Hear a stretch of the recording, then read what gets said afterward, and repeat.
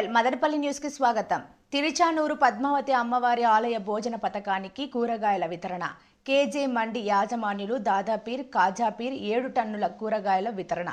బ్రహ్మరాంబిక సేవా సమితి కోఆర్డినేటర్ లత పర్యవేక్షణలో కూరగాయల సేకరణ. సుదూరం నుండి వచ్చే భక్తుల ఆకలి తీర్చడానికి తిరుమల తిరుపతి దేవస్థానం వారు భక్తులకు నిత్య అన్నదానం నిర్వహించడం జరుగుతోంది. సోమవారం మదనపల్లె బ్రహ్మరాంబిక సేవా సమితి కోఆర్డినేటర్ లత ఆధ్వర్యంలో తిరుచానూరు శ్రీ పద్మావతి అమ్మవారి ఆలయానికి కూరగాయలు సేకరించడం జరిగింది. కేజే మండి యాజమానులు తమ వంతు సాయంగా 7 టన్నుల కూరగాయలు వితరణ చేశారు. ఈ సందర్భంగా బ్రహ్మరాంబిక సేవా సమితి కోఆర్డినేటర్ లత మాట్లాడుతూ కుల మతాలకు అతీతంగా తమకు ఉన్న దాంట్లో సాయం చేసే దాదాపీర్ కాజాపీర్ సేవను కొనియాడారు. ఈ సందర్భంగా దాదాపీర్ మాట్లాడుతూ శ్రీవారి అన్నప్రసాద సేవకు ఎల్లప్పుడూ తమ వంతు సాయం అందిస్తామని అన్నారు. ఈ కార్యక్రమంలో బ్రహ్మరాంబిక సేవా సమితి కోఆర్డినేటర్ లత, సరోజ, నాగమణి, కాయగూరగాయల మండి యాజమానులు, రైతులు పాల్గొన్నారు.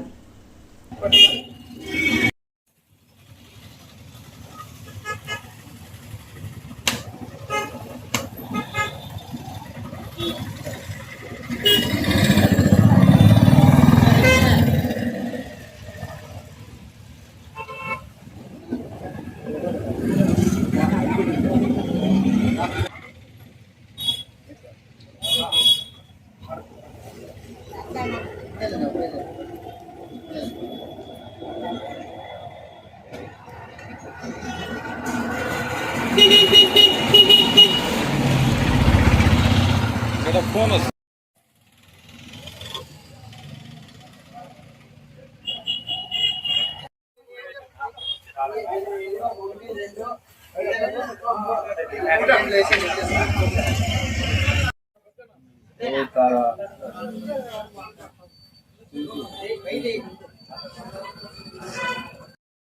తిరుమల తిరుపతి శ్రీవారి నుండి బండి వచ్చింది.